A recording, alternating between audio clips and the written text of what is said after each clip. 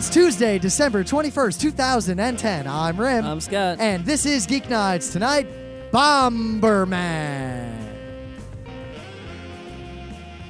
Let's do this. So it turns out that I had in fact come like a thief in the night and one by one dropped the revelers and the blood badoon. What? So I got sick. Is there a plague situation? I got sick and I stayed home from work for like 2 days. And then I went to work and I got everyone at work sick. And Emily got sick and Scott got sick and awesome PAX enforcer Aaron Clark, who was out visiting in New York for the week, got sick. And I'm not really that sick. I mean, my throat was just kind of bleh, but I wasn't feverish or, I could operate. Oh, wait. So your throat was bleh today. It's been bleh, but today it was especially bleh. And Watch then out. Unbled mostly. You'll find out. Tomorrow's D-Day. You might wake up. So that's the thing I hate about throatiness, right? Is that you go to sleep, you're laying down, the gravity stops working for you, right? And then when you wake up in the morning, it's the worst. But then when you stand up for a few hours, it fixes. As a veteran of sinus infections, as in fact perhaps an expert in the field, at least in the field of accepting and dealing with sinus infections, I can say this. You take yourself some Mucinex at night, no problems in the morning. Yeah. Yeah? This is a throat situation. Yeah, no Mucinex sinus. fixes the throat. Uh-huh. Because you realize why the throat gets irritated is that you got mucus just constantly going down the throat, irritating it. Mm-hmm. So the way around it is the Mucinex thins the mucus and at the same time prevents the mucus from coming out. Uh-huh. So as a result, the throat doesn't get irritated and you're good to go. But I got to get the real Mucinex. I got enough to where I was barred from buying more pseudoephedrine a month ago. Until January 1st, I have bought the federal limit of Do they pseudoephedrine. look it up like in the computer every time? Yes, I got to swipe my driver's license at the Duane Reade, and they're like, sir, you can't buy any more Sudafed. I argued with them, and then I had to go. I'll go buy some. It's a felony for me to ask you to buy it for me. No, I'll go buy some. For me? You didn't ask me for it. Okay. You just buy I'm some. buying it for me. You buy some independently, and if I need it, I might just steal it from you and Well, violate that's federal illegal law. stealing it from me. Because we got a big meth lab going on here. That's why we go to work every day, because we got a meth lab. Let's go to work. Yeah. So we're doing okay. A little low energy here. As Yeah. Speaking of medicine, get this, right? So there was like a letter in the mail, right? And it had like this NYU logo on it. So I mostly ignored it. And then I opened it. And it wasn't from NYU. It was actually from the doctor I went to, who happened to be like associated with NYU, the practice. Yeah. And you know what it said? What did it say? Oh, I'm a doctor and I'm going to go become a director of doctors down in Florida. And I'm like, no, I should send you some blackjack. So you don't be. I was like, because it took me forever to find a doctor who wasn't a schmuck. And then he goes to become, the doctor, the director of some hospital or something. You realize what he's really doing. He's going on to have an Aoki Urasawa plot. That's what I'm saying. It's totally... He's chasing the monster. It's totally going to be an evil hospital Tezuka Urasawa manga plot. Well, then the Master Keaton-looking good guy is going to come up here and talk to you one day like, remember Dr. So-and-so? But it's like I went to this doctor once, and I was like, oh, finally a doctor who's not a quack. Now now I got to go find a different doctor. You're going to get to be the one-off side character. I'm not even... He's got his thousands of patients, probably. Yeah, you'll be the one. Okay. That's the way that works. He helped me with my barely any illnesses once. And because I survived. But I do, before we get on to the news and everything, I want to give a shout out because we did have Aaron Clark. It's funny because we know two Aaron Clarks. There's the awesome one who is like the super enforcer of PAX. And his evil non-twin. Yeah, the other Aaron Clark works for Otakon and said that it shouldn't be fun to volunteer for cons. That's right. They're like polar opposite Aaron Clarks. And the other one is the awesomest con volunteer who has more fun. You may know him. If you're at PAX, there's one enforcer above all the others who's wearing in the main theater. A real kilt. In the main theater. As opposed to a utility kilt. Is his actual position like head of main theater, legit, something like that? Head of kilts. Yeah. Basically. Real kilts, not utility So kilts. we were going to do a show with him on like helicoptering because that's one of the things he does. Well, but that's the thing he does. Yeah, sickness got in the way. So we'll Skype him in at some point in the future to talk about helicopters. Yeah, but basically he could talk about helicopters for like forever. I learned, like as long as we could talk about computers. I learned a lot about helicopters this past week. I am now sated in my helicopter knowledge. I'm mostly sated. I want to learn more about these double rotor ones now suddenly. Well, you told me that the blades actually spin in the opposite direction, right? Which sounds far scarier. Right, and the because the blades are like at an angle, they'll never hit each other, regardless of like the timing. It's not a timing thing. It's just that because they bend when you go up and down, so they'll always be bending in the same way. So in their angle, so they're not gonna. It'll be cool. So one kind of game that I like is the sports game, but of all the sports games to this day, not counting Super Tecmo Bowl Ice hockey.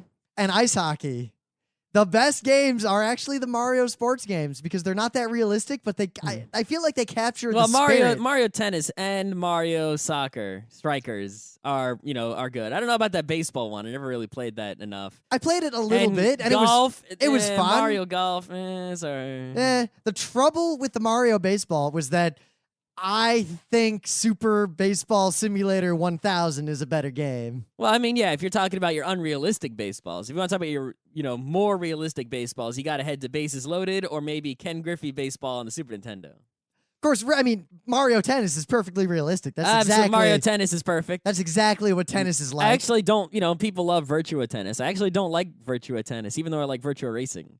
In Virtua Tennis, I think the controls just have problems. But the trouble is, to this day, if I want to play a good Mario sports game, I tend to go back to the Mario Tennis on the GameCube. Mario Tennis. Because the newer one, But anyway, there is a new Mario sports game coming. It was finally announced. And there's some shadiness, some trickiness. I'm not looking forward to this. I'm worried. What are you worried about? One, it's not made by a Camelot. Uh-oh. And Camelot's done a good job of making the Mario games. They added this kind of, I don't want to say edginess, but if you look at like the animations, the way the characters were in the games that Camelot made, they were a little. So I don't know. Who's making it?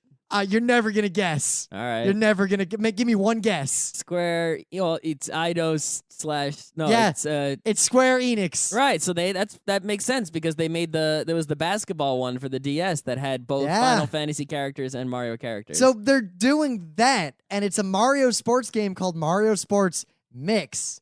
That has hockey, basketball, volleyball, and dodgeball. Oh, that could be good. Volleyball games are usually great. Dodgeball's pretty great. The thing is, whenever you put multiple sports in the same game, I'm leery that this is heading in the Wii Sports direction. That is one thing, right? Is that when you get a game like Mario Tennis, they put the full-on tennis, right? Multiple courts, multiple moves, right? They make that game. They put as much into it as they can.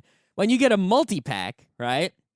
They're not really going to put in and make each individual sport as deep as it would be. They could. There's no reason they couldn't. It's That's just true. They won't. There is no way you'll tell me that they will. There is no way if you they can tell did, me. It would be amazing. But odds of them doing it are very low. And 4-player, online play, all that stuff. There's a gameplay video. I don't know. Nintendo has been kind of turning its back on me more and more as time goes on. I don't know. I'm playing Mario Galaxy 2 right now, and Kirby Yarn's pretty good. Yeah, they're okay, but they're not. I don't know. They're not my go-to games anymore. There was a long time when the Wii and the DS were the go-to consoles. It's what I'm going to right now at this very moment. But as soon as I beat, those are single players. As soon as I beat those bad boys, the Wii is going to take another nap. Yeah, because these games are only great when you've got people physically in the room playing with you. You got to have 4 people, and they all have to be good. Yep.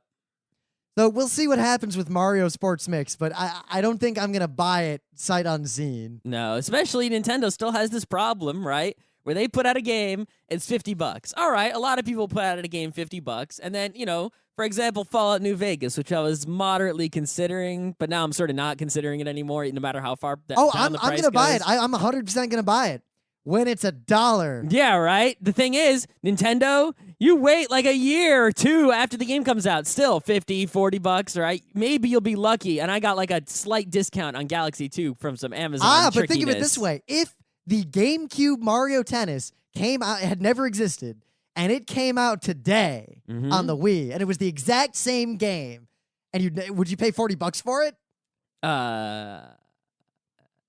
If I tried it out, and it was, I guess the thing that made Mario Tennis so great, though, was because we had recently played the Mario 64 Mario Tennis. Which was also like a paragon of gaming. Of course. We played the Mario 64 Mario Tennis, and we had recently had amazing experiences with it, and shortly thereafter, right, the Mario GameCube Tennis appeared, and that is why we jumped on it, right, is because we had so recently played the high-quality Mario Tennis on the GameCube.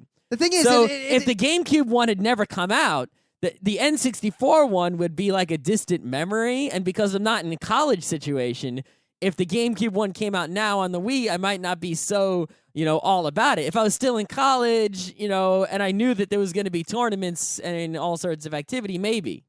Well, part of what did it was the Mario Tennis Trash Talk tournaments. That's right. Which began on the N64 and migrated to the GameCube. Which, PAX, take heed. A Mario Tennis Trash Talk tournament where you have to both win the trash talking and the tennis. That's right. Have a panel of expert judges, get the Paul and Storm and the Wheaton up there. Yep.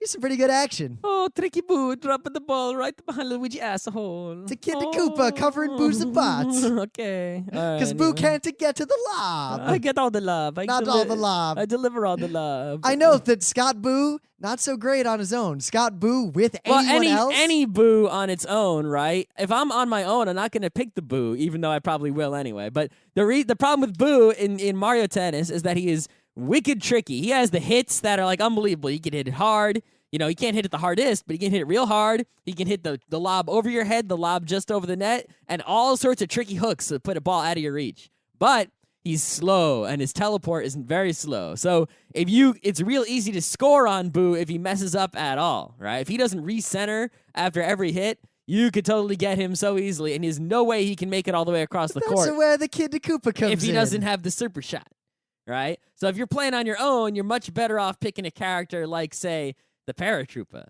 who is, almost as tricky as the Boo, but he has the speed. This Paratroopa can just go straight across the court. You know what? Straight up, dude, listeners. The first 2 listeners who challenge us to a game, if you're going to be at PAX Boston, a.k.a. Bitch PAX. Or MagFest. We'll play. No one's going to beat us at Mario Tennis. No one's going to beat us at Mario not Tennis. A chance. I mean, who was the last group of people we played? It was like Pete and Wyatt, and they're pretty good, but... no, they're terrible. They were pretty good. Of course, Team Scott is the best. Yeah, because the problem is, I don't have me and a Scott to play against Team Scott. It could be either Scott. Scott Johnson's equally good. Anyway. Doesn't play the Boo, though. No, I think he plays the Yoshi, right? I don't remember what he plays. You really don't remember? No. Wow. It's been a while. I'm the Kid Koopa. Anyway. Or I think he's the Shy Guy sometimes, too. I don't remember. Pete. I think Pete was the Shy Guy. Shy Guy. I'm pretty sure Pete is the Shy Guy. Shy Guy. Shy Guy sucks. Yes. All right. So, in the news here, right? So, MAME, right? The multiple arcade machine emulator that is like the most #1 emulator in the world that is important for As an aside, the most stupid and horribly configured program ever written. Well, I mean, it's a little tricky to use, right? Because basically what they did is, for example, any NES emulator only emulates the NES. So it only has to worry about NES things. MAME, right, emulates all these hundreds of different arcade machines. For example, right? there's a Mahjong game that has like 20 buttons on the front. So you've got to make sure that it'll handle these individual buttons for this one game. Right, exactly. So what are you trying to emulate, the soccer game? You got the kicker? Instead of making multiple emulators, they have this one program that selects the emulator based on the game you're playing, right? And then, has this common configuration as much as possible but even if you make the configuration as, condensed as possible, there's still all these ancillary things all over the place, Like, for example, you got to worry about 6-player X-Men, which means you need 6 coin slots, So it's like, oh, my God. Right? And as a note, the game was upside down because in the arcade, it's displayed upside down. So we had to turn it. Yeah, it's all kinds of weird stuff. Anyway, so MAME exists, right? And there's actually a problem with MAME. And I've realized, in the past day or two, this problem's actually bigger than I thought, right? And basically what's going on with MAME is it's an open source project, and there's people working on it, but a lot of these people are not working on the parts that need to be worked on. Like right? the interface of binding keys. Well, no. They're working on things like, re-architecting the code or, filing bug reports, right? But there aren't people who are doing things that really need to be done, like on the emulation level, like, hey, let's get more games to work better, right? People are working on the low levels. There's almost none of them left, like a very, very small handful. And that's a common problem with open source projects. And what tends to happen is there are people who come in and they'll fix like one thing that they really care about and then leave, So they're having this trouble where they're basically MAME, the important parts are like at an almost standstill. And this MAME developer, he writes a whole big blog post here about it. And there's all these comments, right? And I was like, oh, that's sad, but I can't help. I mean, emulator writing is not exactly my department. That's not where I do. Also, the long queue of already shat-talked things we have to poop out. I already did. I've been not shit-talking in a very long time. We're working on stuff, but as a result, we don't have time to commit to more things. Yeah, I can't start working on someone else's project when my project's not done yet, right? So anyway, also one of our listeners, right, has made a version of MAME. I think it's a fork or a mod, or I'm not sure exactly, but it's a client-server MAME, and it allows you to play MAME over the internets. So you can play 6-player X-Men with 6 people in 6 different places. That's pretty cool. Anyway, so the other day for this show, I needed to emulate some Saturn games. So last night, I was trying to emulate the Saturn, and oh boy, all the Saturn emulators are shit.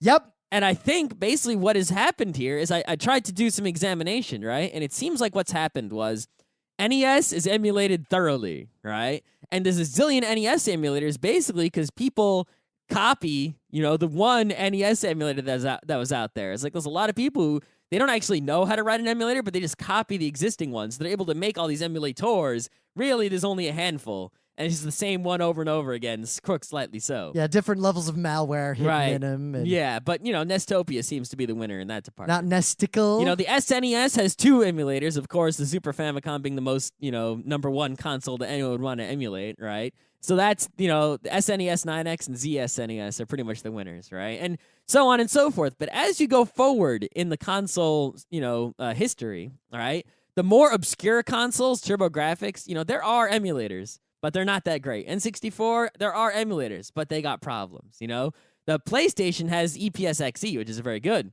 But PlayStation 2, very shitty. We should be able to emulate the PS2 on the hardware we have now, right?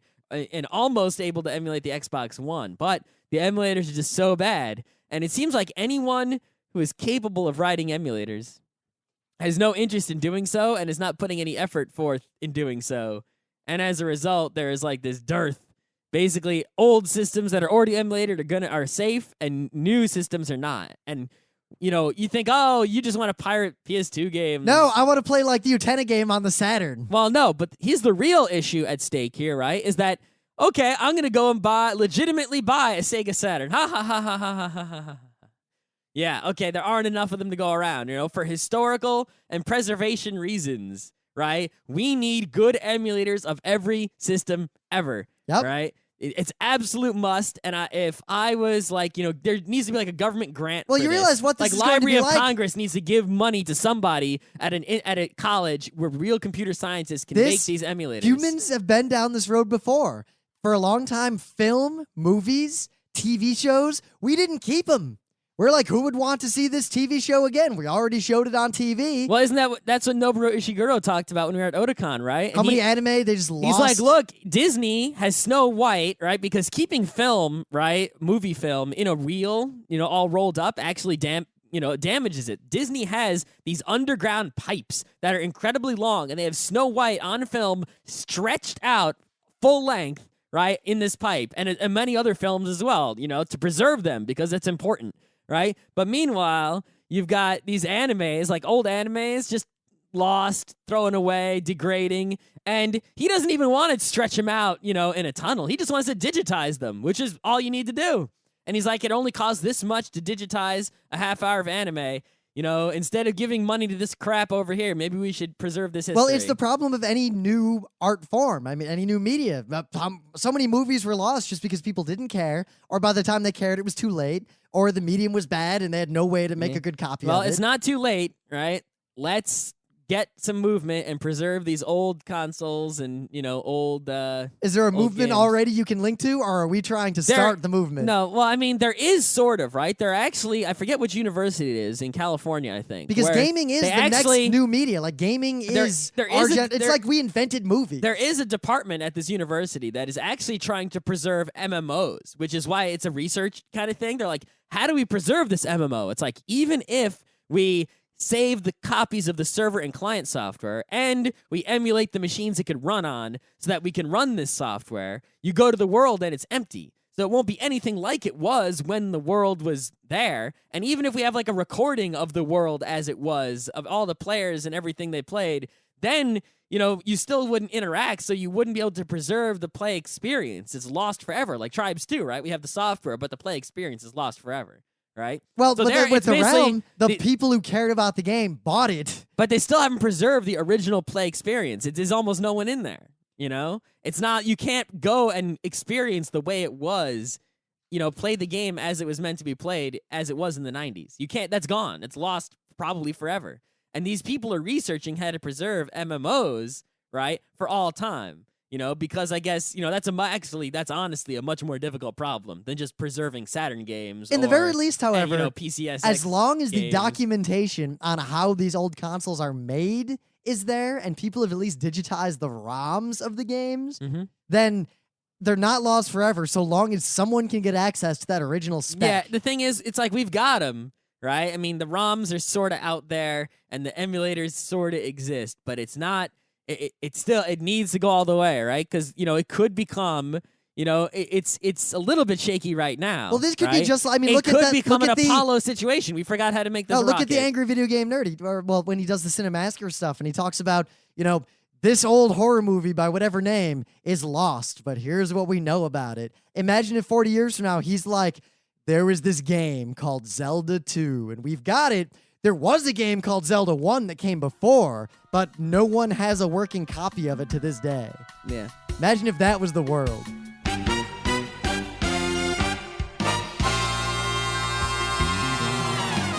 But anyway, things of the day. I love it when the fat guy gets the ball and tries to run with it in football. I think this is my theory of football popularity. You ready? There are many reasons that football is, and shut up, soccer people, right? Save that for another time.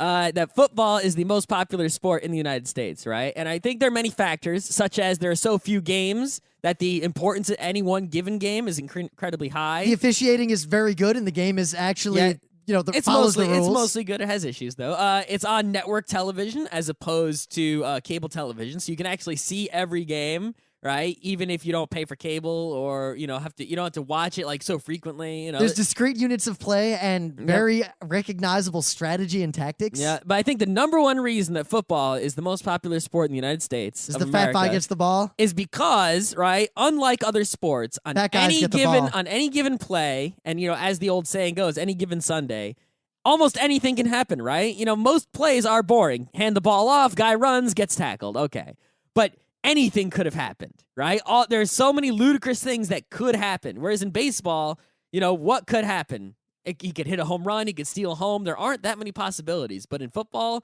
just any game, even the most boring game between two lame teams, almost, there are very few games where nothing exciting happens ever. Go to NFL.com/videos, click on highlights of any game, and there are highlights for every game. And at least one of them is going to be really good. For non-football people, but I will say this, because we say this a lot, if you don't think you're a sports person, it's a very kind of stereotypical thing for nerds and gamers to be like, I don't care about sports. And anyone who likes sports is stupid, and sports are bleh for stupid people. That's only true for NASCAR. Aside from the fact that sports nerds are just as nerdy as you, but about sports, football is basically a board game. Yeah. I mean, football, if you really examine it from the right angle, is perhaps the nerdiest of all sports. Well, I guess not all sports, because, Bananagrams is technically a sport. Also chess boxing. Yes, but... Football is the nerdiest popular professional To explain sport. what happened, a gigantic fat guy, like one of the big fat knock people down, keep people from going past me guys. A guy who was never going to touch the football in his career, right? Like if he most touches likely. it's an accident. Maybe it bounces off of him. Like, in most circumstances, when this guy is playing, because he's an offensive lineman, he's not allowed to get the ball, except under crazy circumstances, like someone fumbles it and he picks it up. So he gets the ball. He normally doesn't get it, and even if you've never seen a football game in your life, it is obvious that he is not the kind of guy who's supposed to have the ball. He runs in a way that guys like it's pretty great. He just keeps going, and all the other little guys can't knock him down. Even if you don't care about the game situation or what it means, right? Just the physicality of it. Watching this guy run with the ball is a sight to see. They can't even tackle him properly because he's got too much momentum. Two guys have to jump and just push him forward simultaneously and hope he falls over. Yeah. I wish he would have made it to the end zone, though. That would have been something. He might not have been able to stop. Yeah. So anyway, interrelated to make it double football things of the day, right? Because football season's almost over here, right? even if you don't care about football, this is a video of the top 10 memorable NFL coaching rants. Because you see, in football, after every game, there's press conferences for both teams. And the coaches come out and, they get questioned and they say stuff, right? So, of course, in many years of football, some coaches have said many things that are funny or interesting, or they got really mad, right? I was familiar with maybe a little under half of these just because I don't watch a lot of sports compared to Scott. Especially, I never watched the pre or post anything ever. Yeah, the pre or post things are usually just really bad. But what to Scott's thing, even if you're not a sports person, these are the kinds of like shared meme lines. Like when you're a gamer and you make some StarCraft joke about a Zerg rush in an unrelated situation, sports people do the same thing with these. Right. So there's three of these that you really have to pay attention to, right? The first one is playoffs. Playoffs. He's like, we're lucky if we win another game. Playoffs. Right? So the other ones that are the most important, right, are you play to win the game. You don't play to just play it, right? You play to win the game. So that's something that you can use, right, in your gaming nerdery, right? Is if you're like cheesing it up with your camping Counter-Strike, and someone's like, "Stop camping," just be like, "You play to win the game," right? And we did our I panel, fully agree with that 100%. The game mechanics and mechanism design. We basically make the straight up argument that if you're not playing to win a game, you are griefing. It's like if you're not playing to win, just get out. Right? And then the third one, it's the number one here, right? And you'll hear this people saying this a lot, is they are who we thought they were. Right? And if that's not a catchphrase that you can apply to all parts of your life, I don't know what is. So very briefly, the meta moment, the Geeknights book club book is Michio Kaku's Hyperspace. The next live event we will be doing is MagFest. 4 days of nonstop games and concerts at the Hilton Alexandria in Virginia. And if you're in New York City, when we're at MagFest, you can go to Recess. The Nerd NYC Recess. 2 days of RPGs. And tabletop games. But January 13th through 16th, that is the weekend. At MagFest, we will be doing 3 panels. Oh, shit. One is our panel. It's an old one. We've revamped it a little bit. Losing should be fun. Alrighty. And we're also part of the Mag 9 gaming intellectuals. We're going to sit with... Oh, I'm an intellectual now. Yeah, with other experts on with my computer science degree. 2 of the panels that this group is putting on. We'll just be panelists. So it's not like us doing a lecture. It's us sitting there with other people with whom we may disagree publicly and possibly angrily because that's how we are. John St. John is also going to be there, and so is James Rolfe. So it's going to be a nerd fest. But we're going to be on technical changes in game design.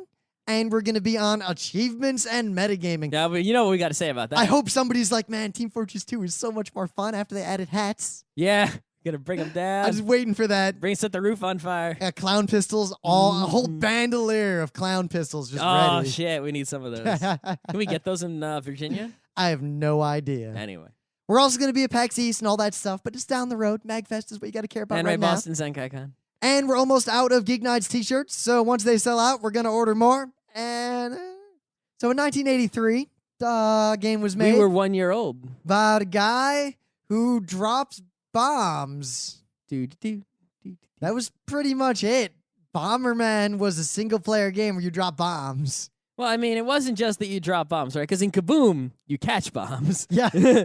But... spiritual successor, one might say. Well, in terms of games with the theme of bowling ball candle, right? But I mean, the thing about Bomberman is you drop a bomb and it blows up in 4 directions because it's a square grid, right? But what you have to do is you have to drop the bomb and then you have to hide because your own bomb hurts you. And actually, I think that's the one that is of all the different things in Bomberman, because there's like 70 plus Bomberman games, and they all have incredible amounts of differences and modes and power ups and items and all. There's so much variation, but the fundamental thing that makes Bomberman is that your weapon of attack is the dangerous bomb that can also hurt you. It is not always a dangerous bomb. It is a dangerous bomb that could, in fact, be a dangerous bomb. Yeah, right?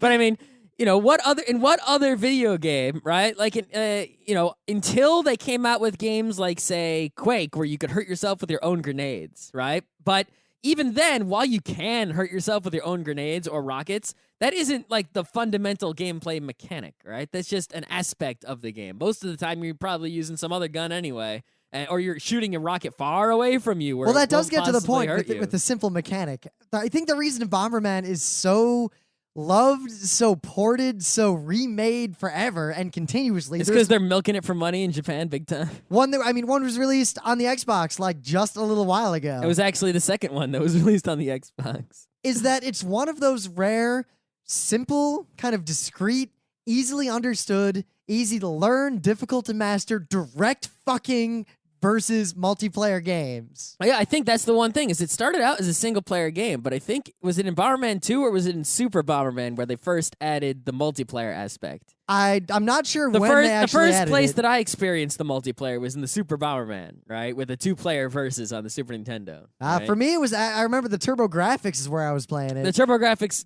is a very popular version of Bomberman.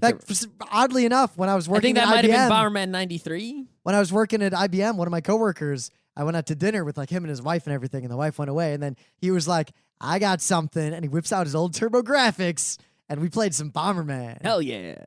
But yeah, the thing with Bomberman is that, I mean, the very first video games, I mean, I guess Space War wasn't, but Pong was a direct versus game. You know, my paddle versus your paddle. Warlords. Right? Warlords is the direct versus game. So the Bomberman is by no means the first direct versus game, nor did it, but what it is it's sort of, when it comes to many players, right? I mean, Warlords had 4, but Bomberman can be a zillion, right? And when it comes to like direct fighting, like ultra direct, I mean, there were games, if you think about it, back in those days, in terms of ultra direct versus video games, I mean, you had your sports games and your fighting games, and sometimes you had a turn-based strategy game or maybe even a real-time one later on.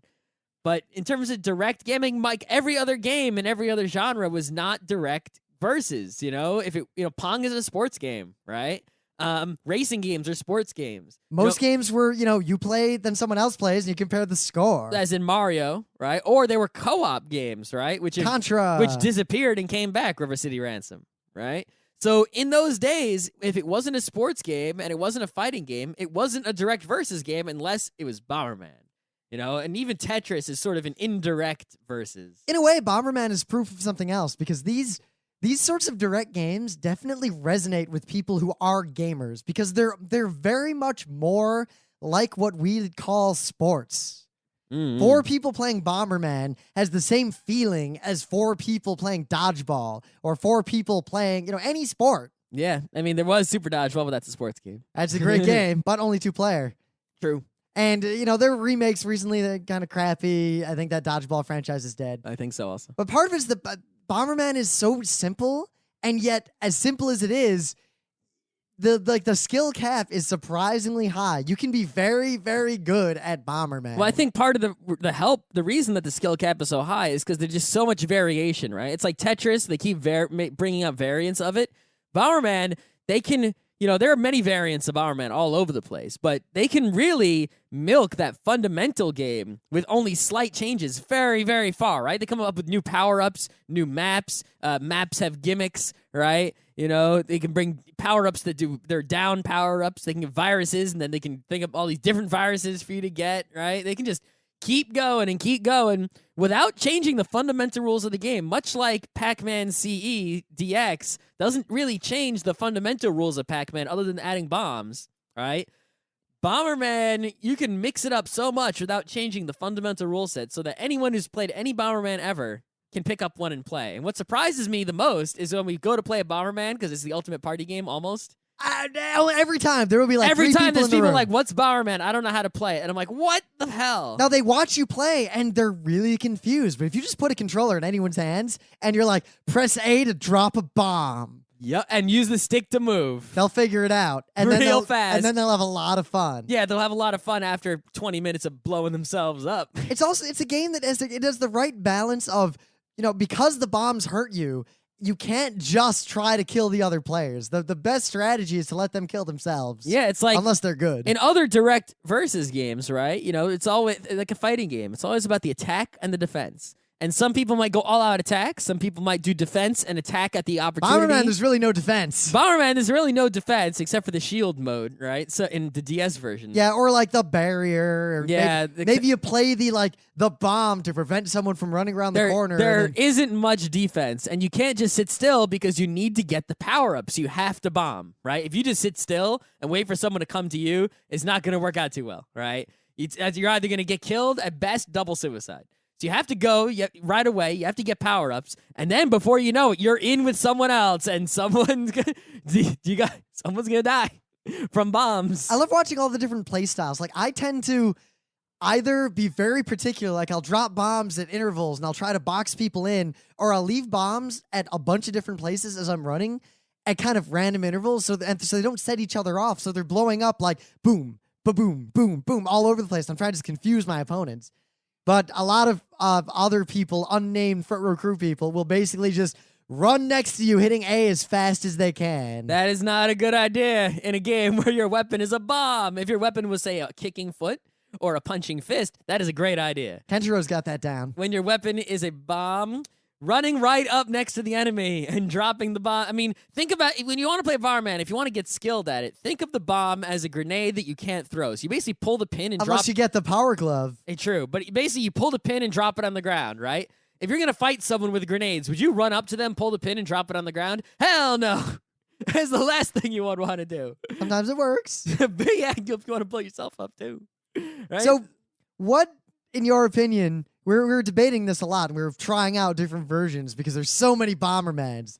Right. What is the best Bomberman? Because the newest one, which I just bought, so Scott played it with me. Yeah, Battlefest for the 360. Yeah, Bomberman Live Battlefest is not the greatest. It's at best a mediocre offering. I'm actually extremely disappointed in this game. I only bought it because I don't have any other Bomberman. It's just the style is kind of tacked on. The game is kind of slow. It's got a couple of problems. It's not that configurable. It's just they're putting in the minimum effort. They're like, yeah, we made another Bomberman. People are going to buy it. They're not trying anymore. Yeah, the biggest problem here is that there's like 70 plus Bomberman games, and a lot of them weren't released in the US. Did you know there were Super Bomberman 1, 2, 3, 4, 5? 3 was only released in Japan and Europe. 4 and 5 were Japan only. Yeah, you think people what get the confused hell, jerks? With the Final Fantasy situation. That's got nothing on this. Yeah, we didn't even... It's Final Fantasy, we got the games with different numbers. Here, right, we didn't even get the damn games. You know, there were like online Bombermen that were only available in Japan and Korea. Apparently in Europe... How come I didn't get to play the online Bomberman? What the fuck? In Europe, the ZX Spectrum version was not called Bomberman. It was called Eric and the Floaters. What the fuck? I mean... We're learning all this from Wikipedia, by the way. Or Don Pepe y los Globos. There's also a thing I only recently found out about while I was researching for the show called Bomberman B-Da-Man. And Bomberman B-Da-Man is more like that Bakugan with the spinning tops, only you shoot marbles. It's like marble shooting toys. I don't know how they're related to Bomberman, but they are somehow. I don't get it. One of the early Bomberman games was first person. What? Yeah. I mean, there were some 3D ones for the N64 and such, and the GameCube that were kind of 3D Bomberman in 1984 was first person. What the crap? Yeah. How would you even know where the bomb... I mean, you turn around a corner, you turn right to scan to see, is there a bomb there? Well, that was on the MSX. I mean... Okay. It's like, you're going to get bombed. I would like to see... You know, if you remade Bomberman in Unity, you basically could be like, all right, it's top-down. All right, it's FPS instead. Yeah. Anyway. But yeah, so, I mean, if I had to pick the best Bomberman, I mean, the best Bomberman that I personally have played and have had the most fun with, I think, honestly, is the GameCube one, which I believe is Bomberman Evolutions. The one I've had... Because we played that GameCube one down at the shore, and that's the one that has Gold Bomber. Yep. Right? And DK the slot Bomber. Machine. Yeah, that's that one. So that is a pretty good one. I don't know. I would put it at the top of the ones I've played regularly, the DS one, because it's so quick to get an awesome game going. The DS one has advantage over it because A, it's portable, right? B, you can get 8 people at once instead of just 4. Gaga. Right? But the DS one, I mean, it has some good modes that you won't find anywhere else, but it also has some modes I really don't care about. Here's the trouble. It has better modes than the current one on the Xbox. That's true, because the Xbox has a mode that sounds at first to be the greatest mode, which is Team Crown. But DS one has Get the Crown. Which is much better. Which is far superior mode, right? So, but yeah, the GameCube one still has, really good modes and stuff, and it's a pretty much all around Bomberman. But the thing is, if you see people at conventions, like out in the wild, like when we used to go to UberCon, every year they'd be playing this in the lobby. Mm-hmm. It's always the Sega Saturn. Is it? Yeah. I don't know. But I mean, basically I haven't played the Sega Saturn one until yesterday. That's why I was talking about emulating it. But yeah, apparently one of the most heralded Bomberman games is the Sega Saturn version, which can support 10-player verse on a gigantic map. Right? And just watch a video of the 10-player verse multiplayer in Sega Saturn Bomberman, and you will know immediately, if you know anything about Bomberman, that is a damn good Bomberman. Now, this is my trouble with Bomberman Live Battlefest. One, the maps are all way too small. And two, they're all tilted 3D, like way tilted. I want a top-down view. Not every game needs to be like super check it out. We're 2.5D. It only hurts the game. It does not help. But I mean, the thing is, even if you make your game 2.5D, right? You can still put your camera directly on the side. Or just give me the option of changing it, but they don't because they don't care because people buy it anyway. Yeah. It's like they don't need to put that much effort into making a party game, to cover all these bases, as they do have to put into effort to make, say, an FPS that is meant for competitions. Yeah, but the thing is, or an RTS. Who's competing with Bomberman? Bomberman. Yeah. All the 70 other Bomberman games are competing with every new Bomberman game. And I think that's it's why. Like, should you buy the new Bomberman Battlefest? You can still buy the previous Xbox Bomberman. It's still up there. You could buy, Bomberman for your Wii instead. I think that's a better one. See, than what the we Xbox need one. that we don't have is the Pac-Man Championship Edition DX equivalent for Bomberman. That's absolutely. I think whoever worked on Pac-Man CEDX needs to go. And I think it's a different company, right? Yeah, like Bomberman, that's Hudson. But they need to go over and work. I think Pi Studios maybe is making the recent ones. Namco should buy Hudson and make Bomberman awesome the way they've made Pac-Man awesome. Because would I get? That's interesting. I would be all over that. Like, so I bread knew on toast. I was right. It was Pi. They made the new Bomberman Battlefest. They never made any other Bomberman. So they probably, I don't know why, but they basically just made a kind of crummy port of the previous game by whoever. Yeah. Yeah, there's a Wii Bomberman that's not, I think Battlefest is actually also on the Wii, but there's actually a previous WiiWare Bomberman that's on the Wii that's not a bad one. It's not as good as the GameCube one. I think you can get the TurboGrafx one on the Virtual Console. Oh, yeah, you can do that too. You can get the TurboGrafx Bomberman. That one's not that good, though. Console. I mean, it was 5-player, which was a big deal, but there's not that much going on for it. Yeah. But yeah, this, Bomberman multiplayer is really where the action is. The thing is, there is single-player Bomberman. Pretty much most of the Bomberman releases have single-player. In fact, the original one, there was single-player only. And basically, there was these bad guys going around the map, and you had to bomb them without bombing yourself. And then you had to find the exit. But if you bomb the exit, bad guy got angry, and bad guys came out. Then you had to kill them and then get in the exit. Bad guys are always like those little balloons or the yellow guy. And it's actually pretty challenging to play single-player Bomberman. It's not an easy game, and it is a good game. But, it's not multiplayer Bomberman. There's also, what's it called? The, Trouble? Yeah. I forget. You forget? You got nothing? I had it and then disappeared. What? A game? A Bomberman game? Oh yeah. There's the Bomberman games that are sort of like they're not like the other Bomberman games, right? It's like there's the 3D one on the 64, and there's also a 3D one on the GameCube where it's like third-person shooter almost, where Bomberman jumps around. Yeah, you know what I have to say? Remember the Mega Man game where you fight a fire in 3D? Mega Man Legends? Yeah, that's basically it's the Mega Man Legends of Bomberman. I played Mega Man Legends by accident. Yeah, because I modded my PS1 to play DDR, and I needed a game to test it. It's so weird. I always had the idea that Mega Man Legends was hated, and I hated it too. And then Mega Man Legends 3 was announced more recently, and suddenly all these people came out of the woodwork that were like, "Yeah, Mega Man Legends." I'm like, "What? It's a terrible game." I was like, "Who liked it?" And it's like, you like it now suddenly? What? Maybe they always liked it. I don't get it. I don't get it. But yeah, there's plus the Bomberman Beta-Man and all these Bomberman games that are not straight up Bomberman I cannot accept. Get them out. Well, because what I want is the direct competition. It's like the XCOM third-person shooter, right? It's like, who wants that? Because I mean, we said it's like a sport and everything, but this is proof. Why couldn't Rampart have had the same treatment? Why aren't there like 30 Rampart games over the last decades? Mm-hmm. I mean, it could have been the exact same thing, just incremental improvement. Another Rampart. We got 8 castles. It's like, there's a point where too much is too much, right? I mean, you can remake something too many times, and then it's like, okay, stop remaking it. But I do think a game that is a perennial, thing like that needs to be remade. And there should be a Tetris on every platform, right? There should be a Bomberman on every platform. And when you bring it to a new platform, you have to make it better than it was previously. But you don't have to. I'm not asking for a Pac-Man CEX Revolution, although I am.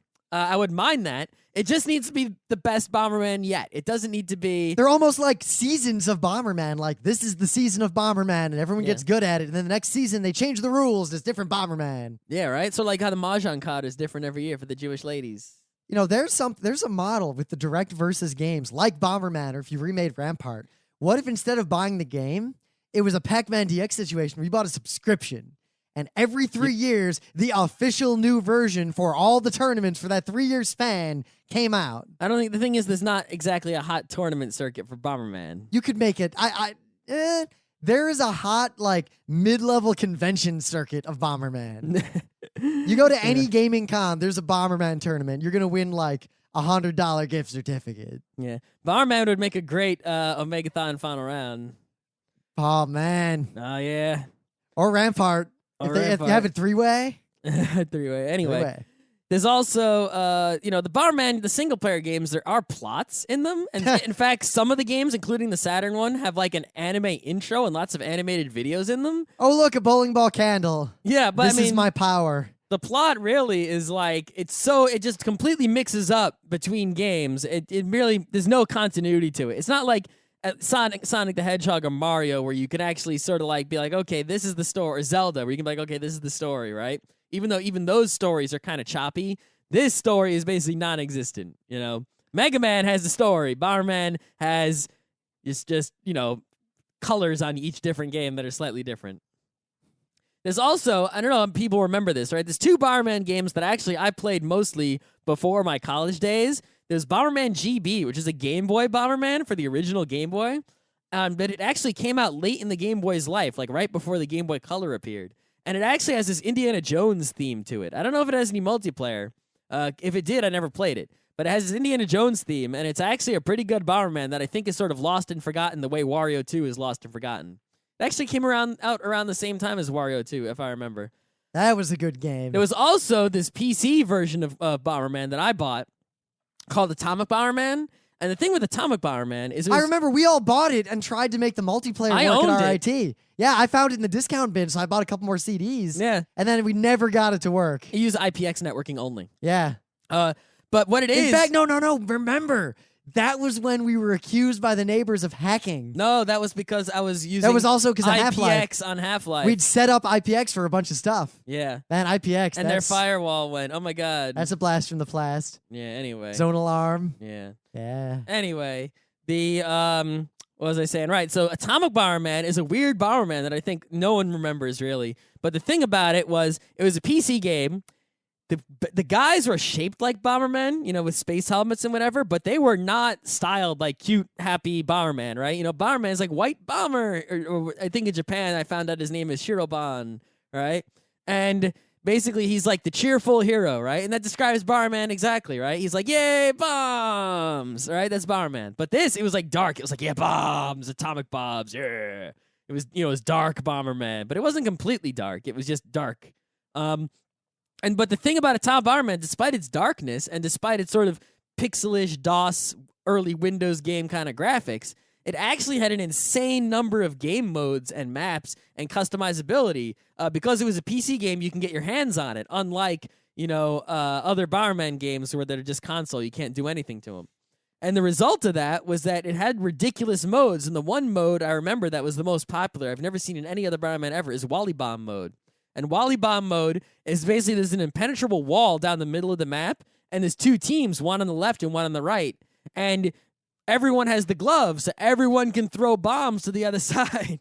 And that's Wally Bomb mode. That's pretty and good. I've never seen that mode in any other game except Atomic Bomberman. So really what I would really like more than anything is I think the perfect Bomberman would be a PC Bomberman released on Steam that was as customizable and had as many modes as Atomic Bomberman, right? With the modability of a PC game, in terms of maps and characters and power-ups and all these sorts of things, and game mode rules. And bring it back to the real, original, cute Bomberman graphics and not the scary, dark, Evil Bomberman. Well, there is another low-hanging fruit. I mean, our egregiously unrealized potential panel from PAX. Mm-hmm. Well, what do we complain about the most? The fact that we don't have just good DS games with the shared screen on the TV and everyone's got their own screen. That would be a good game, as if you had a Bomberman. Much like Pac-Man Verse on the GameCube. Yeah. If 4 friends sit down with 4 DSs and there's a big Wait, map. you're aiming too low. 8 DSs. 16 DSs. It can only handle 8 technologically. Yeah, we could write something. No, you can't. They could do something. It only supports 8. It's the limit on the wireless bandwidth. Besides the Wii's, we're gonna have the new Wii eventually. Maybe. But right now, with the technology that exists today, somebody could make an 8-player Bomberman where you have 8 DSs.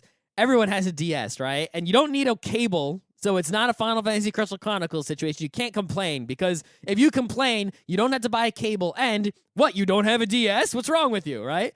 And you only need one Wii and one disc to load up the game on the Wii, right? And then you can have 8 people playing Bomberman where they can see their stuff on their DS screen, but also there's the main screen on the television. And you could play ridiculous Bomberman with that kind of setup, right? It would be off the hook. But no one's made it. Yeah, I mean, it's a no-brainer. But then again, it's not a no-brainer for making money. Because games like that, I mean, Crystal Chronicles was an important game. Zelda 4 Swords, those were really pushing the boundaries into what console gaming could be. And every game company in the world has said, yeah, that's not worth as much money as things like Wii Sports. Yeah. It's like I could just make my own, right? Because Bomberman is one of the easiest games to make in the world. I mean, it's pretty straightforward, right? I mean, they made it for the NES. Well, I mean, Demons to Diamonds. Yeah, that's also really straightforward. Yeah.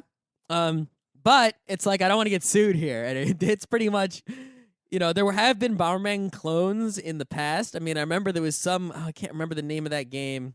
I think it might have been like Atomic Bomb Man or Just something. call it Bowling Ball Candle. Yeah, it was something. It wasn't called Bomberman, but it was a single player game that had the same mechanic. It was obviously stolen from Bomberman, where you drop the bomb and you run away and it blows up and the whole thing, right?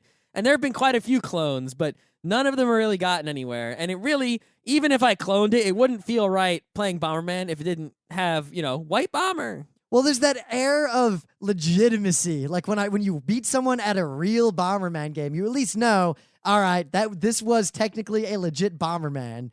Like the Emperor at Nintendo or the Emperor at Hudson. Yeah, that is because the styling of Atomic Bomberman is so DOS-ish and dark.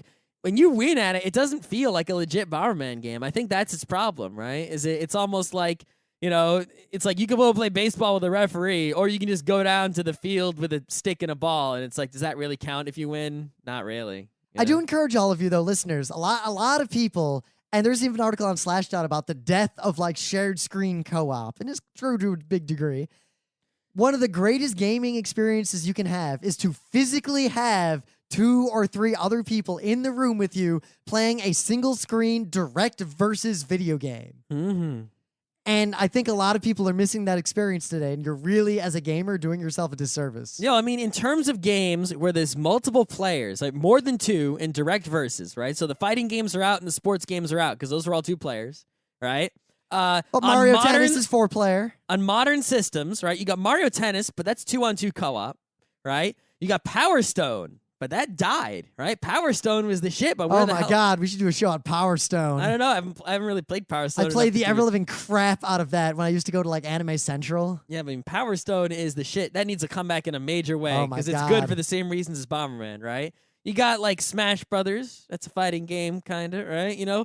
There's really not a whole lot in the department of one screen, not a split screen like they do with the Halo or whatever, right? One screen, more than 2 players, every man for himself, everyone versus everyone else, direct, competition video game. Well, there's something there about aren't many more than Bomberman. Something about being in the same room where the trash talk is right there. It is intimate. There's no way around it.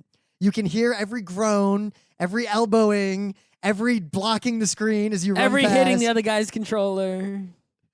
I don't know. I grew up on that, and a lot of times there are aspects of so-called old school gaming that I believe they made me the gamer I am today, but at the same time, I recognize that we cannot and should not want to go back to those days because they did suck, really. Yeah, but the thing, the point is, what other game can you find that has all those aspects that Bomberman has? Well, what I'm saying, that is current. This one thing, the shared room, shared space experience, we don't get. Now, you could emulate it pretty well if the Xbox had a mode where you can play Bomberman and it has the screens along the top of the faces of everyone else you're playing with constantly. With the webcams? Yeah. Yeah, that'd be good. But I don't think they have anything like that. No. Yeah, I mean, Uno has it, but I don't think Bomberman has that feature. Also, it bothers me how annoying it is. Like, if you want to play this game online, you're just like, bam, and you just go. You want to play the new Bomberman with like 4 or 5 people locally? It's actually a giant pain in the ass to get everyone signed into a profile, and it's kind of counterintuitive. It is actually one thing I think is advantageous for the Wii. Everyone's go, oh, the Wii internet sucks, and it does. It sucks bad. But Xbox, if you want to play locally, right, it forces you, because it's like uses your avatars or whatever, to actually choose a profile for every player. So you have to create all these offline profiles for everyone. You have to select them every time you play. Also, a lot of games don't allow you to have like 2 people local playing against other people somewhere else. Yeah, a lot of them are either all online or nothing online. That's such a pain. It's not cool. Yeah. It's an example of how far we've come in gaming. Like, we make leaps and bounds, and gaming is a million times better now than it was 10, 20 years ago. But in some aspects, I mean, this is a professionally made game, but it's making the same kind of mistakes that we always yell at indie game companies for making. Which shows you that it's not, a problem to either or. It's a problem in general for all of gaming. People are missing very important details. They are screwing them only up. mistakes from the perspective of good game design. They are not mistakes from the perspective of I want to make money. That's right. Because I'm sure there is no one who would have bought that Bomberman who said, oh, the multiplayer local doesn't work exactly the way it should. I'm not going to buy that for $1. I mean, we tried the trial out, which is the one greatest thing about Xbox that beats everything else is every single game has a free trial. But we played it. We're like, yeah, Bomberman, let's just play the trial right now so we can just play it. And then we were mad after the trial. After the trial, I wasn't going to buy it. I didn't buy it. The only reason I didn't buy it because of the trial. I bought this game. I went from 100% buy to 90% not buy just from playing the trial once. But then Aaron C was over, and we needed a multiplayer game to play, and we're sitting down, and I was like, let's play some goddamn Bomberman. So I just bought it right then. See, the thing is, I have the Wii Bomberman, the first WiiWare one. It's not Battlefest, which I think is coming to WiiWare. It's the original WiiWare Bomberman, and that will suffice for being the Bomberman at my house. So I don't need to buy the Xbox Bomberman. I got the Wii Bomberman. All right.